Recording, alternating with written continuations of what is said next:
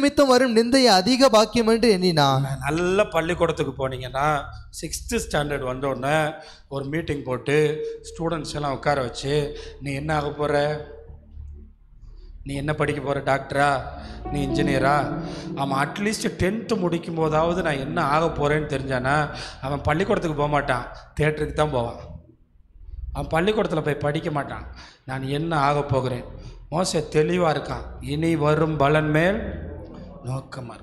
எனக்கு ஆண்டவரை ஏற்றுக்கொள்கிறது நான் பைத்தியம் இல்லை, எனக்காக இயேசு பலனை கொண்டு வர்றாரு.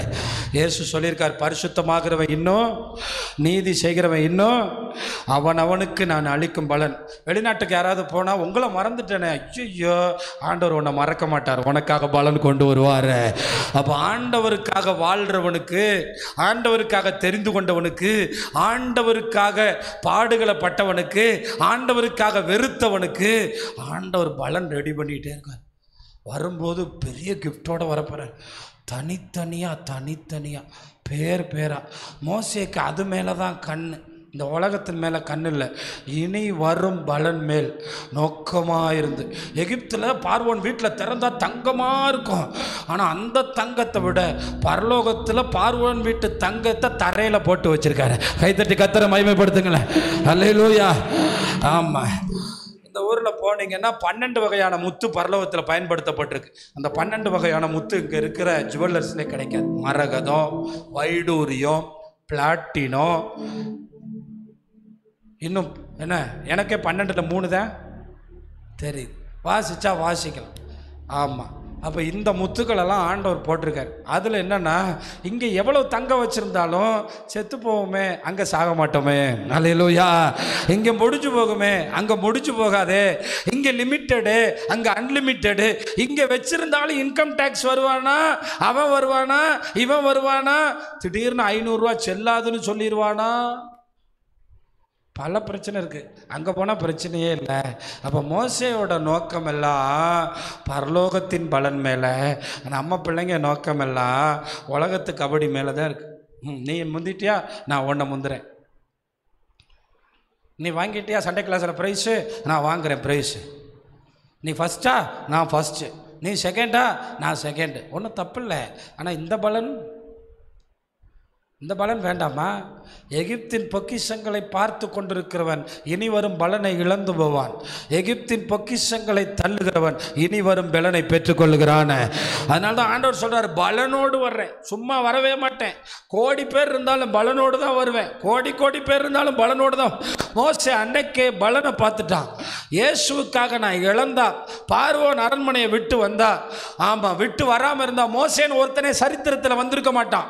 ஆனால் இன்னைக்கு 10 கமாண்ட்மெண்ட்ங்கிற ஒரு படத்தை எடுத்து ரிலீஸ் பண்ணியிருக்காங்க. உலகத்திலே அதிக பேர் பார்த்துருக்கான், பிரம்மாண்டமாக எடுத்தாங்க. அதில் மோசே ஒரு தலைவனாக நின்று ஜனத்தை நடத்துகிறார். வேதாகமத்தில் சொல்லப்பட்டவைகளை அப்படியே படமாக காண்பித்திருக்கிறாங்க. அதில் மோசேயினுடைய அதிகாரத்தையும் தேவன் அவனை பயன்படுத்தினது மிக அழகாக கண்முன்னே கொண்டு வருகிறார். அப்போ அந்த படத்தை எடுத்த டைரக்டரு, ஆமாம், முதல்ல இந்த பைபிளை படிச்சுக்கிட்டே இருக்கும்போது, யாத்ராகம புஸ்தகத்தை படிச்சுக்கிட்டே இருக்கும்போது அந்த மனுஷனுக்கு சந்தேகம் வந்துருச்சான். அது எப்படி கடலில் கடல் பிளக்க முடியும், கடல் தரையாக முடியும், அந்த கடலில் நடந்து போக முடியும். ஆண்டவர் சொன்னார், நேர செங்கடலுக்கு போ, செங்கடலுக்குள்ள போய் நீ பாரு. செங்கடலுக்குள்ள போய் பார்த்தா பார்வோனுடைய சக்கரங்கள் எல்லாம் கடந்துச்சு. ஏன் வேதம் உண்மை, அல்லேலூயா. பார்வோனுடைய சக்கரங்களை எல்லாம் எடுத்து ஆராய்ச்சி பண்ணி பார்வோனுடைய அந்த பெரிய இராணுவம் எல்லாம் அழிஞ்சு அந்த கடலுக்கு அடியில் கிடக்கிறத பார்த்து அதையெல்லாம் எடுத்து வைத்து தான் அந்த படத்தை எடுக்க ஆரம்பித்தார். ஏன் தெரியுமா? நீயும் நானும் படிக்கிற வேதம் பேப்பர் அல்ல, கர்த்தருடைய வார்த்தை, புடமிடப்பட்ட வார்த்தை. அதனால தான் சொல்கிறேன், இயேசு மேலிருந்து வந்தார், மேலே போயிருக்கிறார், சீக்கிரம் நம்மை சேர்த்துக்கொள்ள வருவார். அந்த பலனை எதிர்பார்த்து கிரியை செய்யணும். பார்வையாளராக வந்துட்டு போகக்கூடாது. அந்த பலனுக்காக செயல்படணும். அந்த பலனுக்காக ஆத்துமாக்களை விடுவிக்கணும். ஆஸ்பத்திரியில் ஃப்ரெண்ட்ஸ் யாராவது கடந்தா போய் காசு கொடுத்துட்டு வர்றதில்ல, இயேசுவை நேசிச்சு பாருங்க, சுகம் கிடைக்கும். ஒரு வார்த்தை, பரவாயில்ல போனால் போகுது ஃப்ரெண்ட்ஸ், பரலோகம் வந்து சேரும். இனி வரும் பலன் மேல் நோக்கமாக இருக்கணும். வெக்கப்படக்கூடாது. இயேசுவை சொல்கிறதுக்கு வெக்கப்படக்கூடாது. சத்தமாக ஒரு ஆமென் சொல்லுங்களேன். வெக்கப்படக்கூடாது. காசு செலவு பண்ணுறதுக்கு வெக்கப்படக்கூடாது. ஆமாம், ஆண்டவர் அறியாதவர்களை தேடி போக வெக்கப்படக்கூடாது. காணாத ஆடுகளை தேடி போக வெக்கப்படக்கூடாது. அல்லேலூயா. வெக்கப்படக்கூடாது. ஆண்டவர் சொல்கிறாரு, ஊழியக்காரன் போய் செயல்படுறதை விட விசுவாசி போனால் ஒரு கிராமத்தில் எழுப்புதல் வந்துடும். அடையாளம் என்ன தெரியுமா? பிலிப்பு பட்டணத்துக்கு போனான்ல, சமாரியா பட்டணத்துக்கு பிலிப்பு, அங்கே போனால் மந்திரவாதிலாம் பார்த்து பிரமிக்கிறான். விசுவாசிகளுக்கு தான் அற்புதம் செய்ய முடியும். இது பாஸ்டர் ஃபோன் பண்ணி, பாஸ்டர் பேய் பிடிச்ச ஒரு பொம்பளை இருக்கு பாருங்க, பாஸ்டர் என்ன செய்யலாம்? ஒன்றும் செய்ய வேணாம், இயேசுவின் நாமத்தில் போன்னு சொல்லுங்க. அதிகாரத்தை கர்த்தர் பயன்படுத்துறாரு. நீங்க சொல்லும் போது ஆண்டவருக்கு கிரியேஷன், உங்க வாய் தாங்க செயல்படும் விசுவாசத்தோடு. இனி வரும் பலன் மேல் நோக்கமாக இருந்து செயல்பட்ட வேண்டியதான். இனி வரும் பலன் மேல் நோக்கமாக இருந்து எகிப்தில் உள்ள பொக்கிஷங்களில், எகிப்தில் உள்ள மகிமையிலும், எகிப்தில் உள்ள மேன்மையிலும், எகிப்தில் உள்ள பட்டங்களிலும் எல்லாத்தை விட கிறிஸ்துவின் நிமித்தம் வரும் என்ன அந்த நிந்தை போதும்.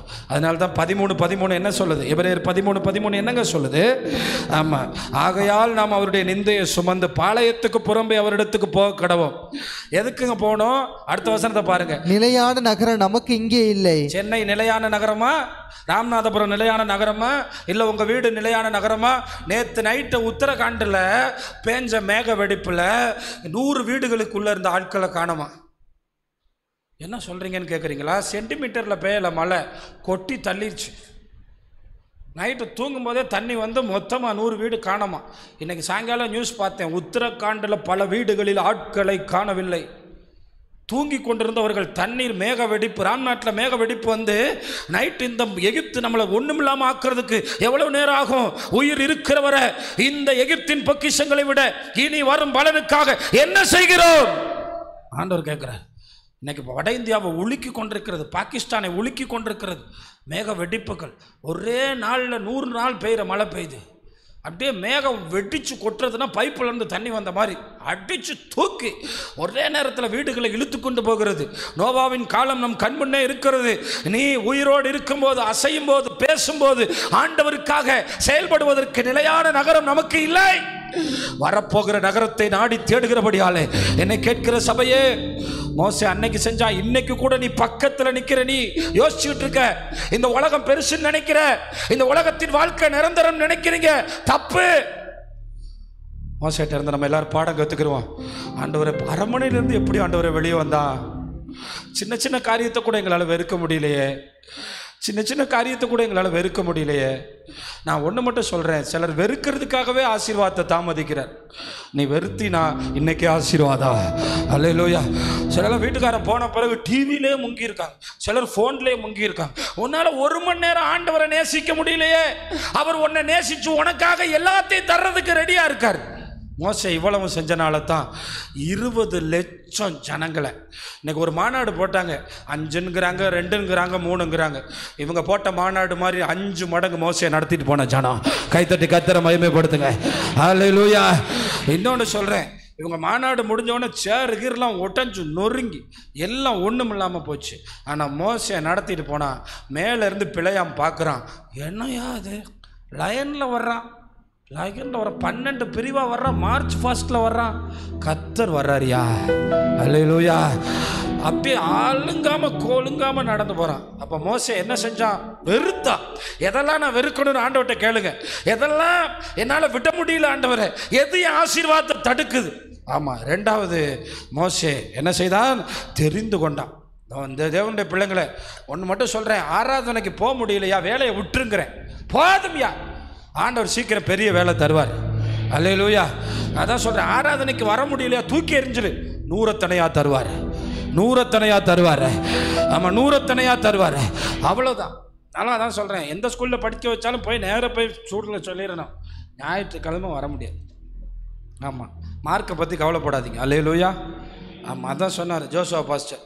அவர் அங்கே போயிட்டு தேவிப்பட்டினத்தில் ஒரு ஸ்கூலில் ஞாயிற்றுக்கிழமை வர சொல்லிட்டாங்க. நம்ம வர முடியாதுன்னு சொன்னோன்னா சண்டைக்கு கிளம்பிட்டாரான். அது எப்படி? உங்கள் நன்மைக்கு, உங்கள் பிள்ளைங்க நன்மைக்கு, உங்கள் பிள்ளைகளுடைய காரியத்துக்கு நாங்கள் போராடுறோம், நீங்கள் வர முடியாது. கடைசியில் அதெல்லாம் முடியாது, ஸ்கூல்லேருந்து நீக்கிறதுனா நீக்கு அப்படின்னு சொல்லிட்டு வந்துட்டாரான். ஞாயிற்றுக்கிழமை கொண்டு போய் விடலை. கடைசியில் பரீட்சை எழுதி முடிக்கும்போது ஸ்கூல் ஃபஸ்ட்டு வந்துட்டான். கைத்தட்டி கர்த்தரை மகிமைப்படுத்துங்க. அல்லேலூயா. ஆமாம். ஸ்கூல் ஃபர்ஸ்ட் வந்துட்டு பாராட்டினார் பிரின்ஸ்பால் வந்து